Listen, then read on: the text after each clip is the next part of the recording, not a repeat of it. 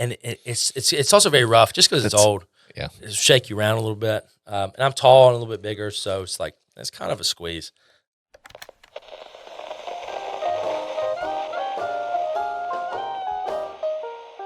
Welcome to the Front Porch with Brian Beaudry. All right. Well, I'd like to welcome today's guest, Customer Success Manager at Record 360, Bradley Hindsman. Hindsman. Yeah. Okay. Bradley, welcome to the Front Porch. Thank you. Thank you for having me. I'm excited to be here. Good. Let's get started with the basic questions. Who are you? Where are you from? And if you were a character in The Office, who would you be? Oh, that's a great question. So I'm Bradley. I am from Chattanooga, Tennessee. Well, actually, I live there. I'm actually from Northeast Alabama, a place called Gadsden. So, Okay. Big Alabama fan. That's what a lot of people at Record 360 know me for, because a lot of Record 360 folks are not big college football fans. So I'm having to tell them how it is in the state of Alabama. But I've been with Record 360 for almost 3 years now. So really loving it, enjoying it. And the acquisition for Point of Rental has been really great. So, Awesome. Yeah, happy to be here. Yeah, I was going to say, I know a lot of people from Record 360 are from the West Coast, and that tends to not be as enthusiastic about college football. That's correct. That's very true. I was going to say, I used to be a college football fan on the West Coast, so I was like, come on, guys, we need some more support that helps you get more power in college football. That's how it works. Absolutely. So I guess, that kind of segue to the Office question. I would like to say that I'm Jim from The Office. Jim, when, he's motivated, would be my optimal choice. My wife would probably say I'm Dwight. So we'll see which one's more accurate, or even sometimes Michael. That's what she would say. But all right, we'll have to have people at the end of the interview write in the comment section, like, hey, which is Bradley Moore actually like? That's right. Yeah, no, it's a debate, because I very much love The Office. So the first thing I noticed when I came to the Point of Rental office is a Dwight Schrute poster. And I was like, I'm going to fit in just fine here, because there's a lot of office references. So I enjoy that. Okay. Now, I understand you're also a Parks and Rec fan. So if you were a character in Parks and Rec, who would you be? My favorite character by far is Ron Swanson. I don't think I'm like Ron Swanson in very many ways. I'm not very handy. I wish I was. Definitely. If everything, went haywire, I would not be able to survive like him. I would say Ben, probably. So I enjoy numbers, so we'll get into my education a little bit, but I enjoy structure in a lot of those areas. And so, when he comes in and slashes the budget, he's all about the numbers. I like that contrast with him, Rob Lowe. So I think that's funny. So I'd say I'm probably closest to Ben. Yeah. All right. Well, you kind of alluded to your background and your career, so let's go ahead and get into that section. When you're young, people generally ask you what you want to be when you grow up. Do you remember the first thing that you were telling people you wanted to be? The first thing was doctor, for sure. The most serious thing when I was a kid that I was like, okay, I actually want to do stuff to become this profession, was a physical therapist. And the reason is, so in middle school and high school, I had a combination of 9 different knee surgeries. So from sports and related things. So I was in physical therapist's office a lot, and I saw how they impacted people of all ages. And I was like, this is a cool, very impactful profession. So that was something that, early high school and middle school, something I wanted to be. But as I got closer to graduation, I wanted to go more on the engineering side, because I was really understanding my love of math and solving problems and things like that. So, okay, it feels like physical therapy, small amount of engineering on like very small scale, and yes, very much. You but got to solve problems. Yeah, let's do this on a bigger scale, and let's go into engineering. So, basically, I guess that's what you're doing at the end of high school. Mm-hmm. So that's what you went to college for, I'm assuming? Yes, I went to college for mechanical engineering. So when I started, I was actually general. Okay. And my ultimate career goal was to be some sort of sales engineer. So I always knew I wanted to interact with people, and which is how, we'll talk about it a little bit, I got into customer success in that type of way. So I was thinking, as a high schooler, what's the best way I can, connect with people, but then also use some technical skills that I have, and just researching, that's something I found. So I thought, okay, maybe mechanical engineering could get me into some of those avenues. So that was the ultimate reason I chose to be an engineer in college. And yeah, went through with that degree. Okay, so wait, initially you're general engineering. Did you say you were chemical engineering first and then mechanical engineering? No, Or so did it just I started in general, and then after the first semester, I was like, okay, I think I want to go mechanical. Okay. Yeah, so that's how that went. So I obviously was not that interested in engineering school. Like how does it work? Because I know there are a variety of types of engineering. Yep. So when you're doing general engineering, is it like all right, here's the general engineering, and then you get a little bit of exposure to all the other different types of engineering, and then you kind of like, all right, these are my people. This is my. That's exactly correct. So at Alabama, we had the first semester was just a class called Engineering 103, where you could take and it kind of covered different aspects of each area of focus. And so that's sort of what you do if you're not sure, and then you can kind of go and specialize in one of them. So my wife is an electrical engineer, and so we actually met in calculus class the first semester. So that was funny. I thought about electrical engineering, but there was more coding involved, and that's definitely not something I was interested in. So yeah, so from there, I kind of figured out, okay, I think mechanical is the way I want to go after that first semester. So it was pretty quick. It was only one semester where I was undecided. Okay. Freshman year. So like what was super appealing to you about like mechanical engineering? I felt it was the most logical math heavy. So solving logical math problems like, tension, load, and, if you build a bridge, how would it break? Or, the tension. And there's formulas. Whereas how would it break? And also let's make it so it doesn't. Let's make it so it doesn't. Let's get that safety factor in there for sure. But I just felt like it was it was actually between civil and mechanical, like the most concrete, okay, this is how you can solve problems with mathematical solutions and also just, general problem solving. Whereas, chemical engineering is, I'll probably say consider a little more difficult and stuff. It's on, more molecular level. I wasn't super interested in. And then computer engineering, not that's something a lot of people know about me, Record 360. I hate coding, don't like it. I have a lot of respect for all the great engineers here at Point Rental and Record 360 that have to do that every day. Could not do it. So yeah, I like to use the idea of like, it's great for you. It's great. It's not for me. You, I'm happy for you. It's wonderful that someone is interested in this. That's right. I do not like this. Okay, so you mentioned that you wanted to get into sales engineering. Mm-hmm. That feels like it's not quite really mechanical engineering. Like that doesn't seem like it really connects. So how do you go from mechanical engineering to, hey, I'm interested in sales engineering? Yeah. So I always thought that, my main goal in mechanical engineering was to learn every hard skill. And I felt like I developed a lot of soft skills that were needed to be in a customer-facing role early on. And I feel like that's where I was going to be, most successful. But when I went to an internship, I worked at a place called Tennessee Rand, and it was not, sales engineer at all. It was full engineering. So we designed and detailed parts that went into, machines and frames that build cars. Yeah. So that was what I did in my internship, and it was not customer facing at all. It was not people facing at all. And that's really was sort of the driver of like, okay, I don't want to do that. So I might need to pivot. I wasn't going to mechanical engineering because I felt like it covered both aspects. What I was thinking when I was doing it is, okay, I feel like I do have a lot of these soft skills down and a lot of the skills that are needed to interact with people. I need to see, okay, how to get better at problem solving, how to get better at looking at a lot of tough situations and finding the best route. So that was sort of my goal, and I felt like it was very helpful. And it does give me a different perspective in my current role.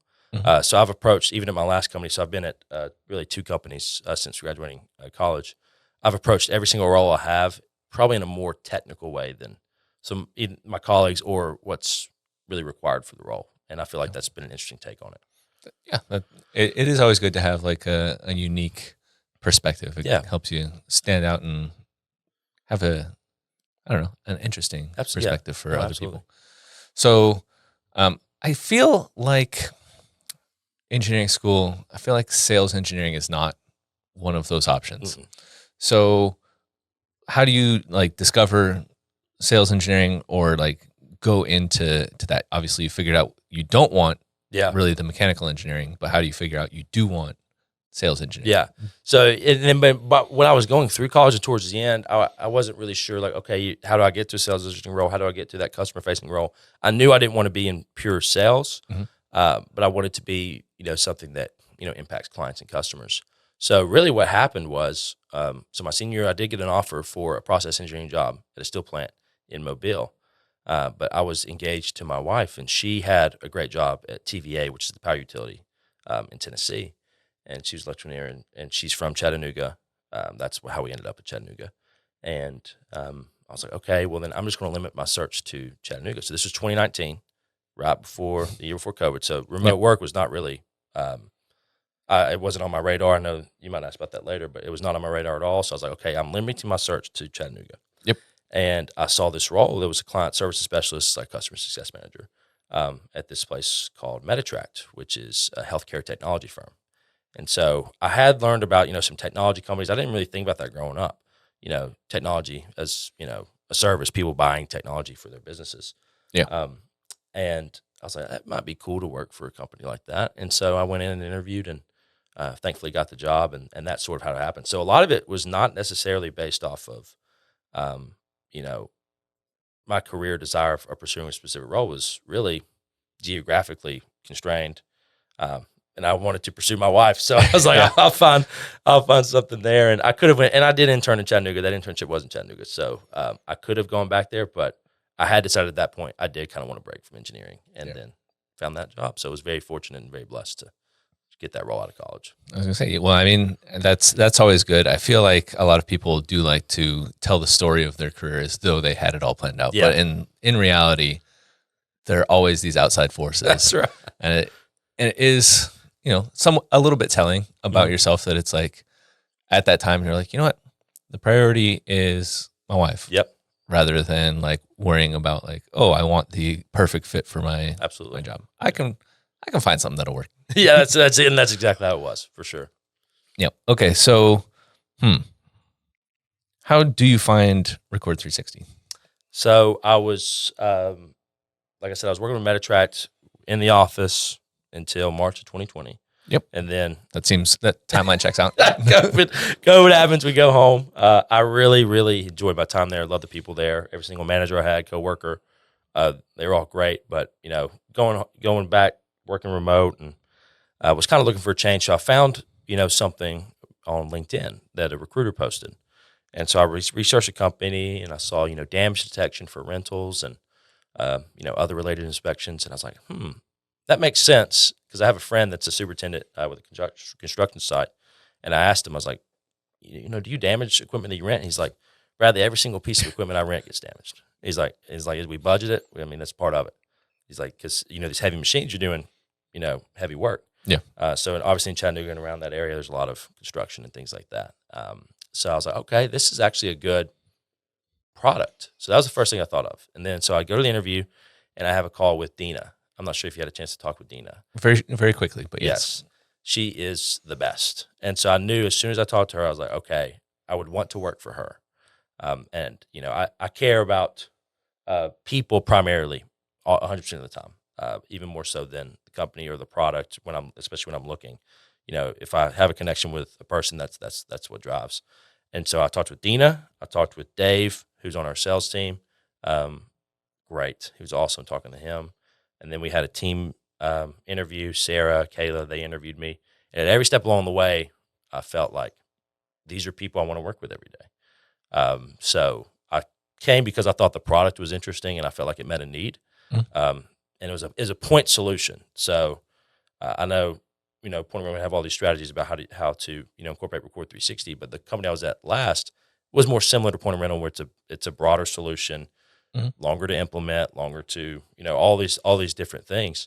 And I thought it was interesting that it was just like one specific product that you can just kind of get in, get out. And they kind of talked about how easily you can implement it as a client and how quickly you could get value from it, which was very foreign to me, because you couldn't have possibly done that in my last role. It wouldn't have been enough time, and we had to interact with many teams. So that part interested me as well. So the product interested me getting in the door, but the people is what got me to sign the deal, I guess. Yeah. It is interesting working with Record 360 and that having that point solution where it's like, oh, I don't have to spend a bunch of time communicating the entire value. And it's very nice. Well, if you think about it, like there's a whole lot of things that go into this. Yes, absolutely. and it really is going to be a huge savings and benefit for you. Absolutely. You mentioned earlier that you didn't want to do full sales. You were interested in sales engineering. What, for those of us who aren't in sales, like what's the difference between sales and sales engineering? So sales engineering, and it's kind of what I've seen in solutions consultants, maybe would be another title for it. But I wanted to be the person that ran demos and answered technical questions in the sales process. So and the main reason I don't want to do sales is I hate cold calling, and I just wouldn't be good at it. Most people don't. Yeah, I must say I very much credit people that can do that. It's just constant beat down all day. I just couldn't do it. But I do find it interesting of, proving value technically in a sales process. I think that was very interesting. So that's sort of kind of what I want to do. And so at Record 360, again, the account executives run their own demos. They do everything. They don't really receive that much, outside help. Because the product is pretty straightforward and it's a point solution. But with some of these more difficult products, you have to have other people involved and IT and things like that. So I felt like I could serve a company well by providing some sort of technical expertise, but then also being able to sell alongside the salesperson of like why this product would be good for you. So that's where I felt like if I was going to go that route, I would fit in. And so customer success is sort of, continuously selling the product after they sign and just making sure that, they continue to receive value and enjoy their experience with the product and the company. So it is similar in some ways. All right. Well, you kind of answered the next question there, which is like customer success, very nebulous term of like, what specifically are you doing to help customers succeed? Yeah. So, and the way I sort of describe it is, every customer is different. Some people, try to generalize customer success. They're like, oh, you do these QBRs, you do this, you do that. What's a QBR? QBR is a quarterly business review. Okay, thank you. Yeah, so it's where you get on a call with a bunch of stakeholders and talk about statistics and what's working well, what's working not, and that can be beneficial a lot of times. But a lot of times, you just need to show up for the client. So 10x CX is a value at Record 360, and it's not phrased that way for point of rental, but it's also a value of point of rental. Just showing up for the customer. So that looks different with every single customer that I interact with. So the way I approach customer success is I make sure that every single one of my customers feels valued, feels heard, and that I am, on their team. And that's sort of how I describe it. Like your company might as well be writing my paycheck because I'm on your behalf. So whether that is making sure that they are adopting it through training. So I'll provide trainings. I'll provide, ideas of, okay, I know what your problems are. These are some solutions that may or may not work. Let's work through it together. So we're just essentially partnering with them over the long term. And it's something interesting about Record 360 is the customer success team also implements the product, which is different than point of rental, different than my last company, where you have an implementation team because that's what's needed. Yeah. But we also do implementation. So that, from a concrete perspective, that is also a big part of what we do currently at Record 360. Yeah. Interesting. What's something that you wish customers knew when they're working with you that maybe you can't say up front for, I don't know, whatever reason? And I assume that if you wish they knew it and you can tell them that you do tell them. I would say, and it kind of comes out jokingly sometimes with some clients I'm closer with, but I would say I wish every client knew that I don't make commission. So, and the reason I say that is because if I'm trying to sell them on something, which I am, I'm trying to make sure they get the most value from all our product offerings. And a lot of times I see, hey, you're not paying for this, but this can help you. So if I'm pushing that, it's not because I'm trying to make a commission. It's because I think this will make your life better and easier. And again, that all comes back to, caring about the customer and their needs and, what's going to make them most successful. So sometimes I wish I could say that, and again, like I said, you can jokingly come up with someone I'm close with, but I'm not just going to blatantly say that. So that's probably something that, I would like to say sometimes. Yeah, I can definitely relate to that on things where I tend to be careful with my words. Yep. And it's like, I feel like you should take what I'm saying more seriously than you might take it from some other people that are much more likely to flatter you or like do things because it's like, I'm not in that. I don't like doing that. Yep. Okay. Yeah, well, I guess you didn't always plan on doing remote work, so I'm going to get rid of most of this question. So What is it that, appeals to you about remote work besides that was the only thing going at the time? I mean, I do. I enjoy the flexibility of it. I'm very fortunate. So my wife works remotely. She goes in the office one day a week, but so I get to work with her, which is great. So every Wednesday we go to our favorite Mexican restaurant in Chattanooga. And, I hold that on my calendar like it's the most important meeting of the week. And so we get to do cool things like that. But yeah, just being able to work from Orlando from there or work from somewhere else is always great. But a skill and this is something that's funny. I told Dina when I first started, I do have the ability to work like on just one screen, or I can even work from my phone pretty well. Even if it's something like I have to work on a spreadsheet. I know a lot of people need like separate screens, and it does help me to have multiple screens, but I don't necessarily have to have it to work well. So I don't feel uncomfortable working from anywhere. So that's always great. But it's not necessarily anything that I love about it. Like, I definitely wouldn't go back to the office or anything like that. I do enjoy like coming to these things. Enjoy very much so. I wish we did it more. I wish we could do it more. So like it does kind of stink because it's for example, I'm very very close to all my coworkers here at Record 360. Very close. But I've talked with and gotten coffee more times with the people at my last company than I do here because we don't live close together. And that's kind of upsetting because if we were locally close, I know it'd be good friends with all of them. On a outside of work, daily life. So that is the aspect I miss the most about in-office work is the relationships and those sort of connections that you build. But yeah, so if we could do this more, I would definitely hop on that opportunity.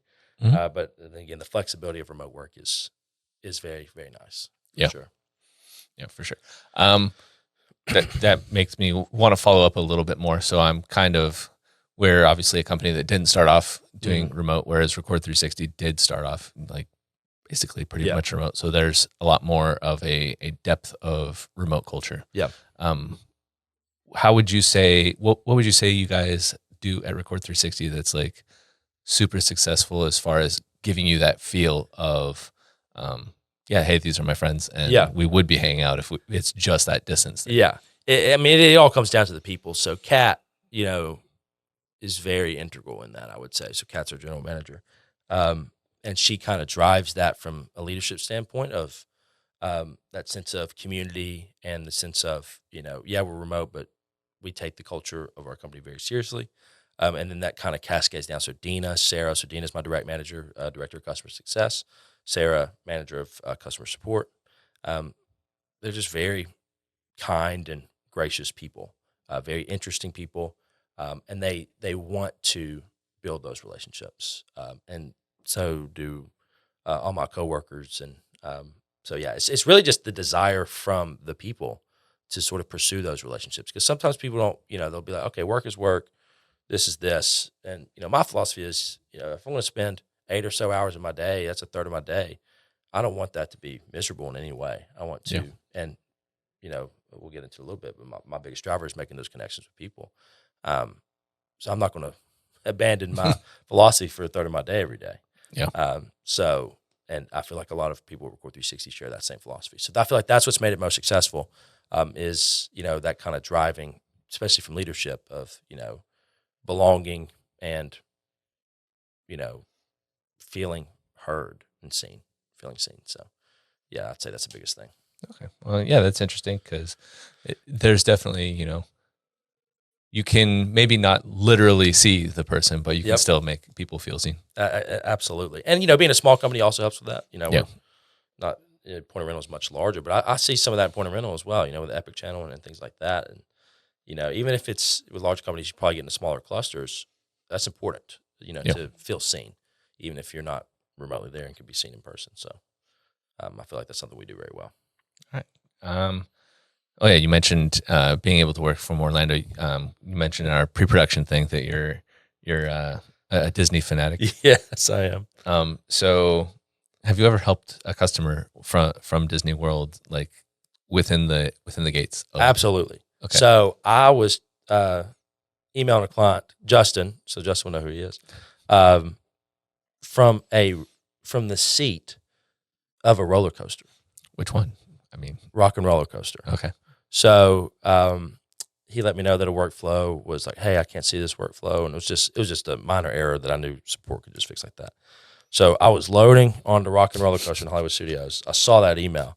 And he has my number, so it was actually a text. Yeah. I was like, oh, man. So then I just shot a message to support real quick. By the time I got in, they went and did the checks, and then we got up. I'm not sure if you've ridden Rock and Roller Coaster, but Aerosmith's like, let's go. And then right before you shoot off, right before I shot off the ticket to support and was able to get that fixed. I was really fixed before I got to the next ride. So, but yes, I do it multiple times where I email clients from Disney World. Good. I was picturing you on a call with you and be like, hang on, I got this ride. They're telling me I have to put my phone away.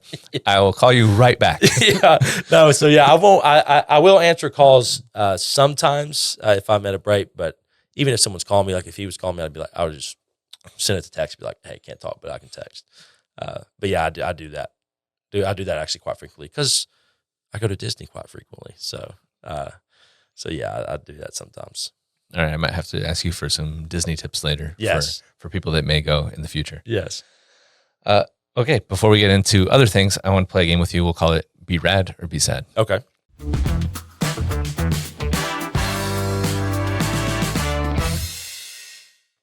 If you agree with this statement or it's true, say B-Rad. If you disagree with it or it's not true, say B-Sad. Okay. And then we'll need a reason for your answers, obviously. Of course. It's pretty stupid to have.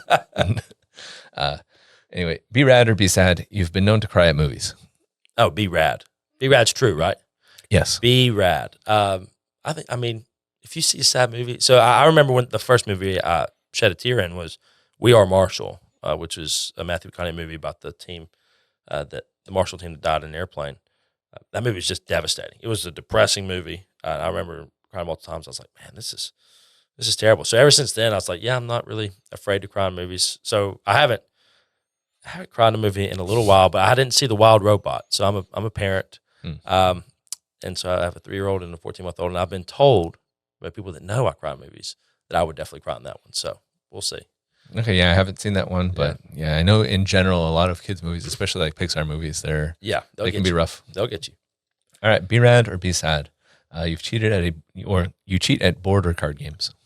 B-Sad. I don't cheat in board games, especially because I gotta make sure they know that I beat them fair and square.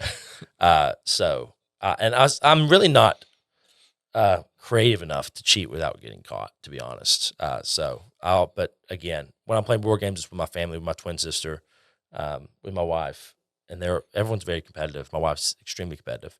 Yeah. So I need them to know that I dominated them, fair and square.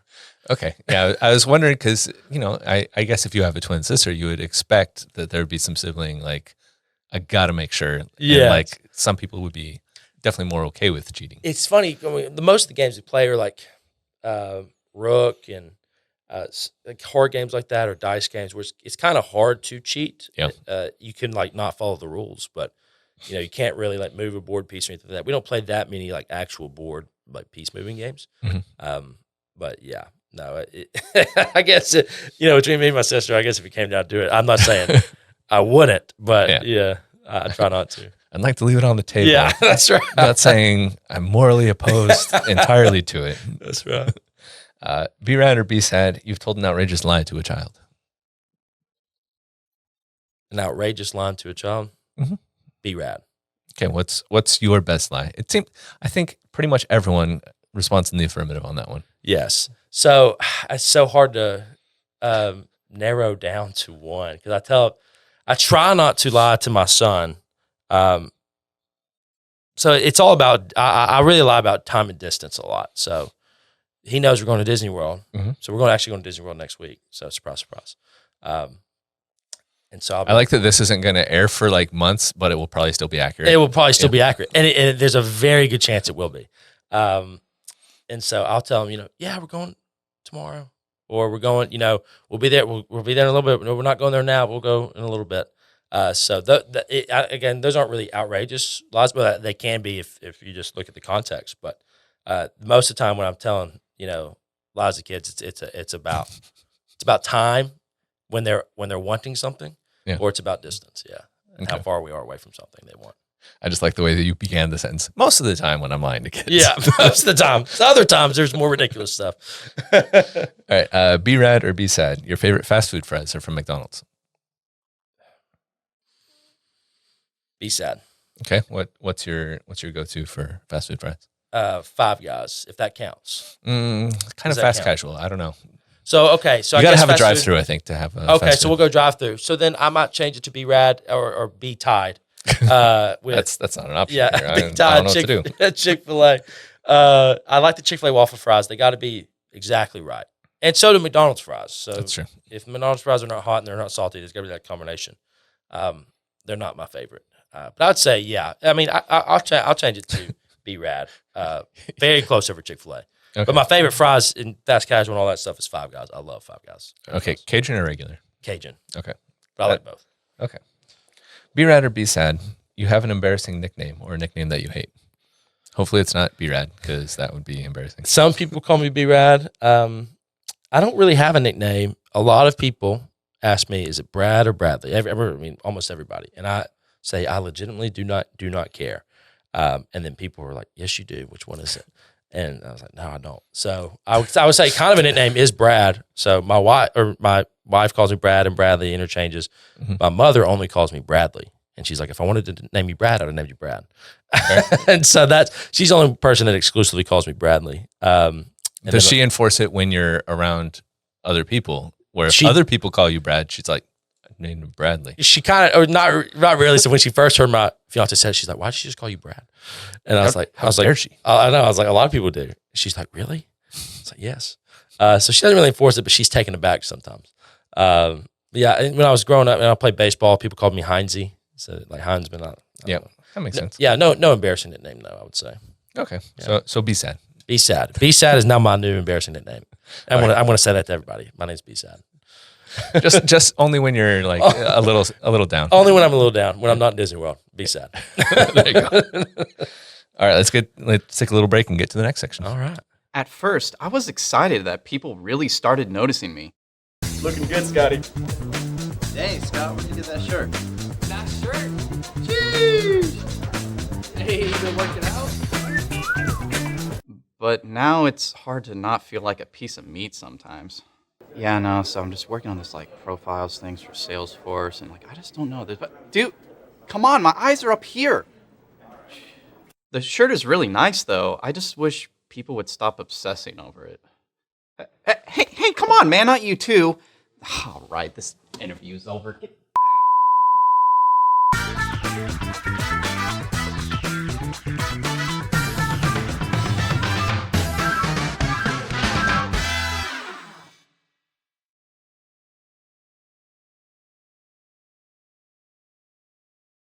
I asked you for a personal mission statement in our pre-production meeting. Did you make it up for the sheet, or do you actually remember it, and it's actually a part of your thing? Well, it's some sort of variance that I say really in everything is, my entire purpose is to serve and love people. So I think that's what I wrote, but it's something to do with caring about other people. Okay, and very very close. I'll give you yes. a good grade. I have my ultimate goal and mission is to serve people well. Serve people well. There we go. And that's apparent in the job I chose. And then obviously I try to do that, in my church, in my community. Life is so relational. And the way you treat people can be so impactful. And so my ultimate goal, no matter where I am, no matter what I'm doing, is to, serve and, just be a non-anxious presence to anyone that I'm interacting with. And you never know what anyone's going through. You never know the hardships they faced. So I just feel like there's just so much, value and honor and meaning and purpose into living a life that is meant to serve others. So that's really my goal. And my career goal, my aspirations, everything is tied to that. I'm not tied to a specific role. I could be my dad's a COO at a company. I could do that. He also carries the same values. I could just be an individual contributor somewhere. I could be a volunteer somewhere. Yeah. The way I interact and approach my job and the people that I interact with in my job would be exactly the same. Yeah. So You could even go back to like regular engineering, I and go back to- you're still going to be you. It's still going to be me, and it's still going to have that same mindset and purpose. All right. Well, I assume when you're saying not anxious, you're not causing anxiety in others. Yes, right? exactly. Okay, good. I was going to say, because like I try to be nice. I usually bring a lot of anxiety, and it's like, but no, that's just me being anxious. Yeah. And so I try to make sure that, me being around someone doesn't make them nervous. Yeah. Doesn't scare them. They invite it. And so that's just my goal. And again, it's just not to, make other people's life more miserable. And it's not necessarily like, there's not awkward encounters or anything like that. Yeah. It's that, just that, I guess, relational aspect of, they want to be around me, and they know that I want to be around them. Good, because if you were trying to make people's lives miserable, I think that this would be very awkward. It would be very awkward. I would yeah. hope that you wouldn't be around here. Yes, that's right. Okay, so it seems like this does permeate through the rest of your life. Is this something that's kind of always been a mission statement for you, or is it something like you had a specific moment that you're like, oh yeah, this is what I want to be? I would say it's always been. So the value's been instilled by my parents. I've been very blessed, very fortunate with the home life that I had as a kid, and I got to see that modeled for me. And then so, and I just growing up, I always wanted to, and it was kind of like treat people how you want to be treated, sort of deal. Yeah. And I kind of latched onto that, and I feel like that people would say, even knowing me as a kid, that's kind of carried through, and it's been very similar as I've been in adulthood. So, yeah, I would say it's been a part of me really my whole life. It's probably why you only have positive nicknames. That's right. It's probably why I don't have any negative nicknames people are giving me. All right. You mentioned that you play golf and pickleball. Yes. Which one would you say that you're better at? Oh, golf for sure. So I play pickleball. I just picked it up not too long ago. It was actually someone at Record 360 kind of got me on it. How? It's your remote. I know. They were just talking about how much they love pickleball. Okay. And I was like, okay, what's pickleball? And then it's like tennis, but a Smaller. lot less strenuous and more fun. And so I was like, okay, so I played. So I'll play that, and it's something I like to play a lot. It's tough with kids, but if I can take me and my wife can go. Yeah. But golf, I played golf in high school, like as a sport. So I was towards the end of high school, I was around a scratch golfer. Wow. About now, I'd probably shoot at a nice course from the blue tees, right before the tips. I probably shoot in the 80s, low 80s. So I'm still, I would say, pretty good at golf, but not near as good as I was. And again, I've only played, I could probably count the amount of times I played since Rooks has been born. So kids have kind of just been at the age they are 3 and 14 months old, just throwing a wrench in that. And also, it was much nicer when my dad was paying for golf than me. So, it's an expensive sport, but I'm definitely better at golf than pickleball. Okay, so you said you got into it in high school. One of the things like that I was considering when I was in high school was like, if I go for a golf team, then it only costs like the fee for joining the team, and then I get free golf. Is that the reason that you went? That was a big reason. So we paid $100 for the whole semester playing at a Robert Trent Jones course, which is a nice golf trail in Alabama, very nice. Yep. One round is like $120. So we paid for like a free golf for the whole semester for $100. That was a big reason. Another big reason, kind of going back to something I talked about earlier, was the knee surgery. So I played baseball and basketball growing up. Never a huge fan of playing football. I wasn't mean enough to be good at it. I was always getting hit. I was never hitting people. And so that made it no fun. But I loved basketball. Love basketball. Love baseball. I feel like knee injury, not great for basketball. Not great at all. So I had growth plate issues, so some like natural knee issues that was tough to bounce back from, but then also tore ACL, MCL, meniscus, different situations. You almost got them all. You can get a couple more. Let's say I need a couple more. I'm there. Or how many ever there are. I'm very close, but I got the trifecta of those three. So yeah, that kind of took basketball away, and then I was like, well, I think I like golf more than baseball. Yeah. And those were played at the same time in Alabama. So I chose to go with golf, and that was also a big reason. So yeah, basically free golf was a big reason, but then also knee surgery is kind of like, oh well, I might as well just play golf since I can't play basketball. Okay, well at least you're good at it. So yeah, that's always good. Is this something that helps you in any customer success? Are there ever any like golf outings that you get to go to? And No, I wish there don't get to was. network? So this is a broadcast. Any of my clients that were like, "Hey, you need to come out and play golf," I'll get Kat to get that scheduled. So yeah, no, I want to, and that is another reason. I kid you not. Another reason I kind of wanted to go the sales route a little bit was be like, yeah, salespeople play golf, don't they? Yeah. Yeah, some places. So it has not yet, but I would very much invite that opportunity. So. And well, you're also very good. So if they need to round out a foursome, if they're betting against like someone else, That's right. then like, bring Bradley in. Yep. We'll play a little basketball and win some money. All right. So you got into pickleball because, a colleague recommends it. Basically you just go down somewhere and you're just like, hey guys, I'm here now. Yeah. Let's So it's do this. actually very awkward for me. So, whenever I go play pickleball, I try to take my wife and we just play. Okay. But I went to me and so I started, some buddies from my church, they play. I thought, okay, I'll go with y'all. And we went to this court and there's a bunch of people there. Yeah. And they like put rackets in baskets and stuff. And that's how you determine who plays the next game. So I did not realize it was that intense, playing with that many people. So yeah, I'm definitely still a novice if you talk about, not necessarily competitive pickleball, but people that play a lot. Yeah.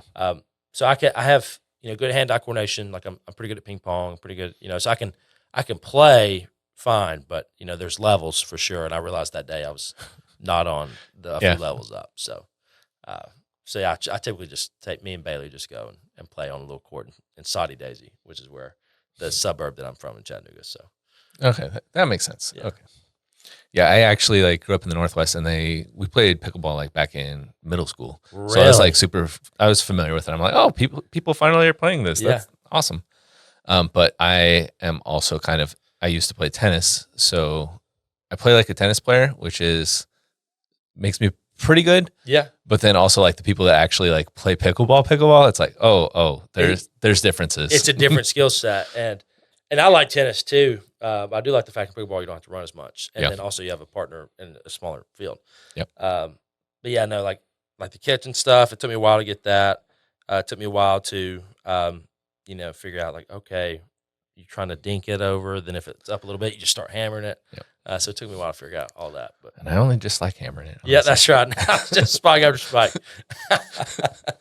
And it can get frustrating with the wiffle ball because sometimes it'll float a little bit Yep. on you, and it's like, no. I slammed that hard enough. Down. Yeah. All right. You have a degree in mechanical engineering. Mm-hmm. You're not working in that field. I know a lot of people who there's different ways to view college. So do you feel like your time at university was a waste of time and money because you're not in your field? And why did I do this? I could have got this job anywhere. Or else do you feel like it helped you in other ways? I feel like, no, it was definitely not a waste of time. One, I met my wife. Would not have met her if I was in engineering. Yeah. So well, there you go. One of one. But also, people are interested when I'm going for these non-technical roles that I have a mechanical engineering degree. So it actually did, I feel like, help me in a lot of ways. So they'll be like, So I was able to graduate magna cum laude and in mechanical engineering. And so that does come up a lot of times in interviews of okay, you did well in engineering school. How come you're doing this non-technical role? And so I feel like that does kind of open up the conversation for me to share more about me and what my purpose is, kind of like I've done here. Yeah. And I feel like, people, appreciate that. And so I would say for me specifically going, from engineering to somewhere else, it was not a waste of time at all. And I do feel like engineering is a versatile degree. Some other degrees, maybe, but the University of Alabama was such a great experience and time. I feel like, everyone I interacted with would, even if they went to a different field, would say it was not a wasted time. But, it certainly can be. It certainly can be. So I always just say, follow what you want to do, and then also have a plan. And then when the plan breaks, continue just being who you are and pushing forward. And so yeah. But for me specifically, no, I would say it's, even though I'm not in the field, it does come up, and I feel like it has come up in as a benefit in my favor in some conversations, even outside of the field. Yeah. Yeah, I feel like it's only really a waste of time if you think of it as hey, I need to do Absolutely. exactly this, instead of just enjoying the experience Absolutely. and maximizing what you're getting out of Yeah. there. Okay, So, well, you already answered what you'd advise someone who doesn't see how their major is going to work out for them. What's something that people misunderstand about you? Something that people misunderstand about me. I would say the most misunderstood thing about me is a lot of people. So in some ways, I would say I'm passive. I do avoid conflict in a lot of ways, sometimes to a detrimental level. Mm-hmm. But that's when in interactions that involve me. So like if someone's, rude to me, I'll just, whatever. If people are like rude to my wife or someone I care about, I do flip that switch. So I feel like and again, that's not people that I interact with like, seldomly. I would say like this might be something that people are very close to me or family members or things like that, I'm selectively passive. So where some people might be like, oh, you're just, you're just trying to avoid conflict to potentially make life easier. And again, I'm not saying anyone said this, but I could see, some conversations I have that might be a viewpoint. But no, I feel like a lot of times, I can turn the other cheek, especially when it's with me, but I'm also very defensive and non-passive when, people I care about are hurt and attacked and things like that. Yeah, I can definitely see that. It's like, I can go through anything. Yeah. I'm fine. Yeah. But I'll be fine. But hey, don't mess with these other people. That's right. All right. Do you have any questions for me? You get one. I get one question. Yep. Yeah, so I've thought about this. So you've put a lot of work into this specific interview. You did all that research. I filled out a little bit of that stuff in the pre-post, but you did a lot of your own research and found that out. And I know you're doing a bunch of these interviews. So you did one with Sarah yesterday, and you're doing a bunch of others, and you've done a bunch in the past. Mm-hmm. Why do you do that, and what motivates you to learn more about people and interview people?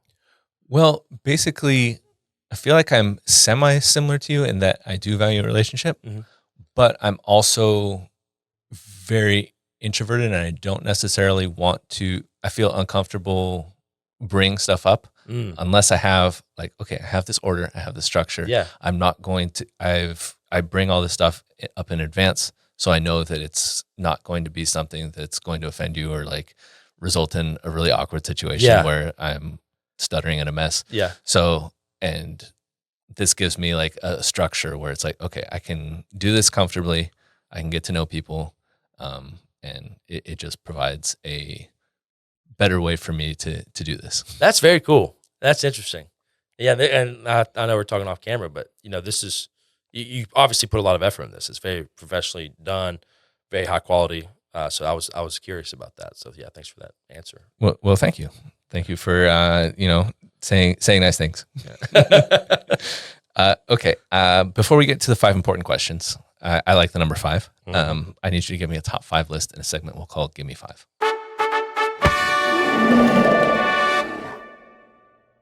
Now, I gave you some suggestions. I don't know if you remember any of them. I remember one, which I will use. Okay, what is the top 5 list you're going to give us? Disney World rides. Okay, perfect. This kind of ties in with you're going to give us a guide through things. Exactly. Right, I'm going to go ahead and write these down.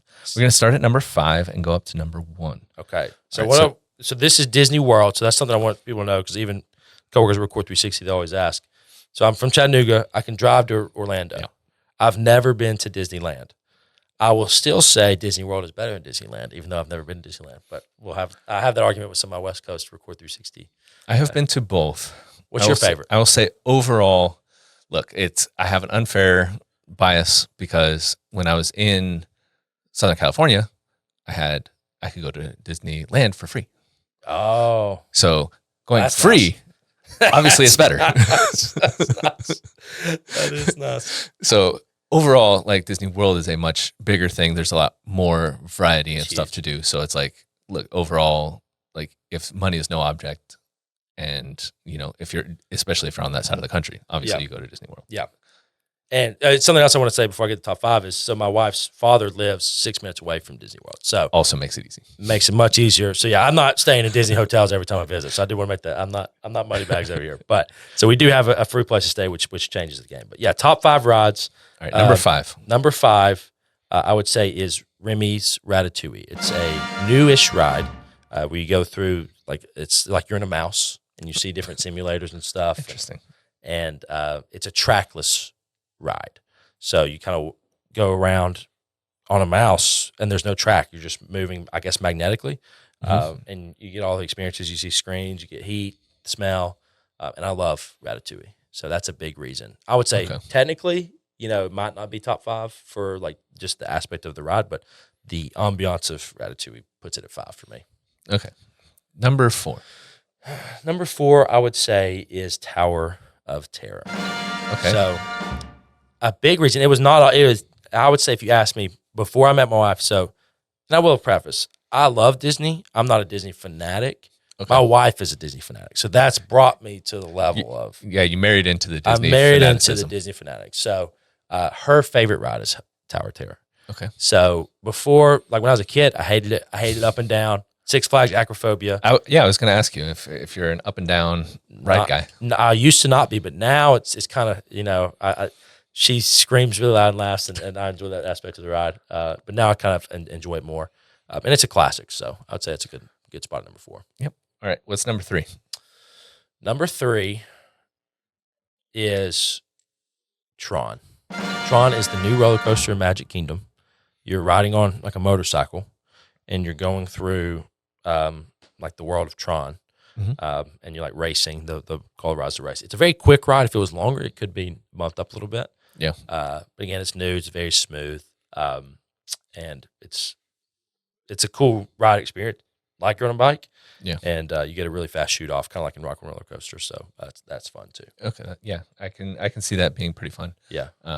Yeah. One of our customers, I think, created the like lockers that are at the beginning of that Tron. Those are phenomenal. You should tell them I said thank you. Because I mean, you just did. If they, I would say thank you for those lockers. I have a Magic Band, so I just go up, boom. At other parts you have to pay for it, or it's just a lot more difficult. So I with these newer rides at Disney World, I know they're kind of doing that because there's not great places to store your stuff. So that's great technology for sure. And some of these coasters, I mean, initially I was like, come on, man, I really need to take the stuff out of the ride or out of my pockets on this. This is ridiculous. And then some of them, it's like, oh yeah, I see why they did that. Someone would freaking die. That's exactly true. That's exactly right. All right, number 2. All right, so there's a jump here. So there's a gap between 2 and 3. So I have a clear, distinct favorite 2 at Disney World. Okay.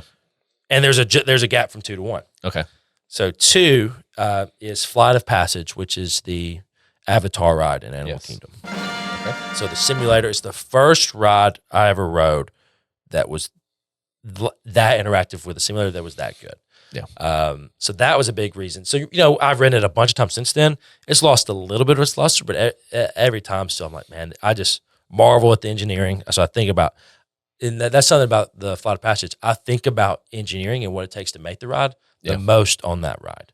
I just feel like it's just a marvel. You can feel on the bike, you feel like the Banshee's breathing, and you can feel that on your legs. I'm like, man, the level of detail, and it's throughout Disney and other theme parks as well. It's like, they think about so much in terms of that level of detail. But it's just the first time you ride, and I love watching people. I can tell when they're riding it for the first time, and I love them watching them ride it for the first time. So, I've heard very good things about that one. Very good. I think I went so many years ago that I think that was still Soarin', or it was like the predecessor. Honestly, it probably wasn't anything. So they expanded Animal Kingdom to like build the Avatar land. Okay. So they might have had something there. And again, when I was younger, so before college, I only went one time in my life. Yeah. Which was when I was 8 years old. So I don't really remember it that much. So ever since then, Avatar was added like after my second time going. So it's basically all I know. But yeah, it's a cool ride. All right. So, but something is even cooler than it, and it's apparently by enough that there's a gap. So there's another gap. It is my favorite roller coaster in the world. Okay. What is your favorite roller coaster in the world? It is the Guardians of the Galaxy roller coaster in Epcot, which is also new. I rode it on opening day twice. My wife, somehow, we did a rider swap. She was able to ride it 3 times on opening day. Wow. And have you ever been Space Mountain? Yes, that was my favorite ride back when I was going. So imagine Space Mountain times 1,000. Dang it.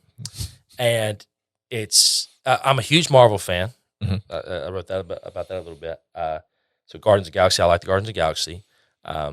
And it's such a smooth ride. It's so creative. It's so big. And it's a dark ride, kind of like, that's why I said Space Mountain. But there's projections and stuff. I don't want to spoil it. But it's really cool. It just blew me away. Because when I first read on open day, I didn't even know it was a roller coaster. I didn't know what it was. Yeah. And so I see the roller coaster, like we go down, and you can see the actual carts. I'm like, okay, this is a roller coaster. And it's a very good one. So we got off the ride, and you see the team that was there that made the ride on open day, and there's cameras, and so all that stuff, open day stuff. And so when you ride the ride, you can get one of 6 songs, and they're the old classic, like Guardians. If you know the Guardians of the Galaxy, they play those like classic songs, and so like September is one of them, Conga, stuff like that. September is my favorite. Like I've had all 6 songs, so I've written that many times. September is my favorite, but that's a big argument. So of which song's the best. But we get off the ride, and this guy. Everyone's just like, oh my gosh, that was incredible, unbelievable! I cannot believe we just rode that. And so he goes up to a guy wearing he's dressed a little bit different than the rest of the group. Yeah, and he's like, how'd you like it? I thought he was a worker, and he was. So how'd you like it? And this guy goes, oh man, it's incredible. He's like, have you had a chance to ride it? And then this other guy comes up, and he's like, he's the main person that built it. And so it was cool. I got to talk to him a little bit and understand, how they built that ride. And I saw people getting interviewed. Just talking about how great it was for local Orlando news. Yeah. So that aspect was also very cool, being there on opening day. But it is. So I've been to Universal. I've been to a few Six Flags. I've been to SeaWorld. I've been to a few other parks. It's my favorite roller coaster. I would say Hagrid's and Velocicoaster, which are both in Universal. Yes. Are 2 and 3. Yeah, we got to do that during an ARA show. Oh my a couple years ago. That was the one I was talking about, where it's like, oh yeah, I see why you would need to take your phones out. Definitely. Yes. Even though I had zippered pockets, like, I'm fine with not having this. Yeah, Velocicoaster, I thought, like, I rode that today, and we're going over the water. I was like, I might die. Yeah. That was it. And so that was very intense. And then Hagrid's, has a lot of, we rode it at night, me and my wife. And I was at ARA, but I had to leave early. I was devastated in Orlando. I was looking forward to that. That was like the thing I was looking forward to most. And I ended up giving the ticket to a client, and that worked out. But I was like, good job serving others. Thinking about my clients, back to that. But yeah, no, we wrote it at night for the first time, and I'm a Harry Potter. I like Harry Potter. I'm not a Harry Potter fan. Yep. But it was just cool, like the cart sitting in the thing and having that was kind of a bite too, and then all the twists and turns and the drop and all that is just very cool at night. So yeah, that's probably number 2 and number 3 for me. Awesome. Yeah. All right, well, let's take a little break, and we'll get into the 5 important questions. All right. 5 important questions. 5 important questions. 5 important questions. 1. What would you say is your greatest success in life? Marrying my wife. I was going to say, I knew this was going to be your answer. It's absolutely. And here's the thing, Ron, if you asked anyone that knows me and knows her, they would say the same thing. They'd be like, no. Then they would tell her, what's the biggest mistake of your life? So, no, if you know her, you would agree. She's just fantastic. All right. Well, I'll allow you to get away with it, since it is a pretty standard answer, but we'll allow it. What is your greatest fear? My greatest fear is the fear of failure. It is the question or it's the response I give if I'm ever asked, what's my greatest weakness? Because it is a weakness. Yeah. I can go into stories of how that's impacted me in my life. All right, give me one. Come on. Okay, so a good example. So I played baseball, and I played all the way up to middle school, a little bit in high school, not really. Yeah. But I was pretty good when I was young, and so we went to the Cal Ripken World Series. We had a very good team, but all throughout Little League, I hit 0 home runs over the fence, but I certainly could. So I could hit in batting practice. I could hit home runs over the fence, pretty regularly. I wasn't like a super power hitter, but I could definitely do it. Yeah. But the reason I had 0 home runs playing in Little League, I didn't have one until the All-Stars of 12-year-olds, so right at the end, is because I was so afraid to strike out. It made me sick. The thought of walking back to the dugout, just made me nauseous. And I hated striking out. and what it is. It's that fear of failure. It's that fear of letting your team down, of not being productive at all. Just going straight back to the dugout, especially if I strike out looking. Yeah. So what I would do is I would shorten my swing, and I was a very high contact hitter. Yeah. So because of that fear, Shohei Ohtani and Mike Trout, they don't get that money from not hitting home runs. Yeah. The big baseball players they hit, they're aggressive. I was going to say, I mean, you could have said Ichiro's my guy. Yes. No. Yes. And I was not. But see, I was not that good of a contact hitter. So I can't say that. So, but no, that's just, it's kind of a fun. Okay, yeah, little league story, but that permeates in life in different areas, and how I interact. It's why I would hate cold calling. It's because I would hate rejection, and that you're going to get a lot of it. And that would be for me considered failure. Yeah. So. Yeah, that's a big one. So you can use that to motivate, but I would say a lot of times in my life it's been crippling. Yeah, and I know that especially now, especially in business, like LinkedIn feed full of people saying like, "Yep, failure's great, go do it, fail out," and it's like, that is probably like a good message for people like you. And actually, I also have that same thing, but there is some level of like, I don't know if we should be like gleeful about failure. Like you should feel a little bad about it. Come on, guys. I'm the same way. I'd look at some of that stuff. I'm like, oh no, I don't know if I could do that. All right. If you could tell first day at Point of Friend or Record 360, Bradley, one piece of advice, what would you tell him? I would just tell him to enjoy it and lean in. And I did, but that was the first time I started a company. Started remote. Mm-hmm. So my other company, I onboarded in person, was there for a while in person. So it's more of a typical, onboarding. But I would just tell them like, lean into getting to know people, even though if you might not interact with them, there could be instances where if I'm not leaning in, I could not talk to someone for months that's on a 30-person team. And that's just not how I want to be. So again, I do feel like I heeded this advice. It's not something I did not do, but that would be something I would double down on. If I were to, talk to first day Bradley at Record 360. All right. Yeah, I was going to say it's always like just accelerating. Yes. Getting to the spot where you want to be. Yep. What's something that you believe that you feel like no one agrees with you about? All right, so I got a hot take. You want a hot take? Yeah. I mean, spicy. Let's go. All right. This is hopefully not, I mean, people will definitely disagree with Don't this. get yourself fired. Definitely won't get fired. It's a sports take. Okay. I think LeBron James is the most underrated basketball player or any sports figure in history. In history, dang.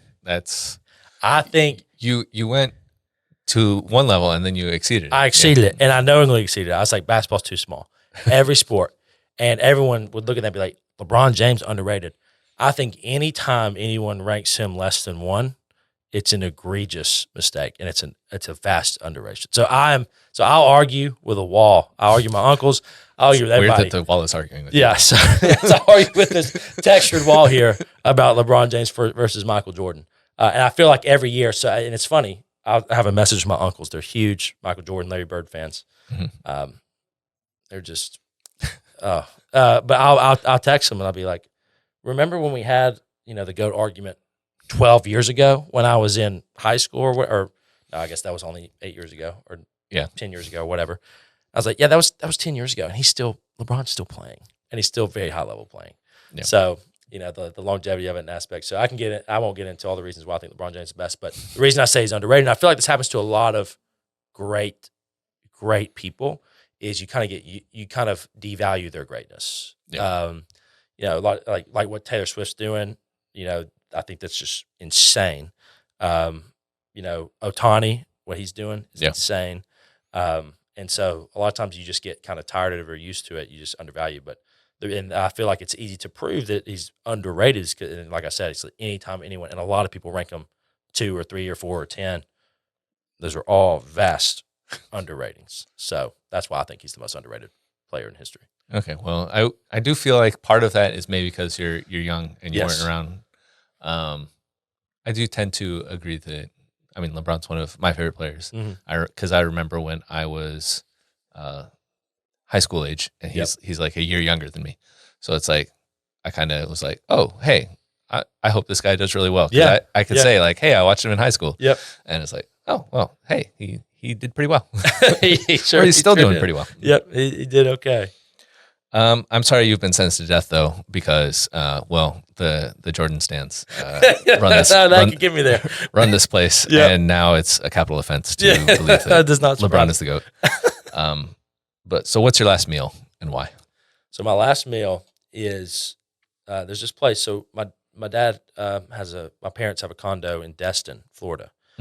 So I go there quite often, and there's this place called McGuire's. It's an Irish pub, and they have their steak house, and they have the best ribeye steak. So my last meal would be McGuire's ribeye with their Caesar salad, their fries. It would just be a meal at McGuire's. And so literally last time I went to the beach, no one wanted to go, and I was like, and I literally said, I was like, this would be my last meal if I was on death row. I can't not go when I'm here. I can't just sit on the beach. Are you kidding me? Yeah. So I was like, I went by myself for lunch instead of the bar and ate a big ribeye. So it's my favorite restaurant. It's my favorite meal for sure. And steak, if it had to be generic, steak would be my last meal. Well, I like that you have already thought about this to the point that you're actually like in the moment thinking in the moment. Yeah. And it's just like, why on earth would I not go eat this when I'm in Destin? It's fair. I like it. Yeah. If you could change one thing about yourself, what would it be? And this is like a snap change thing. If I could change one thing about myself, what would it be?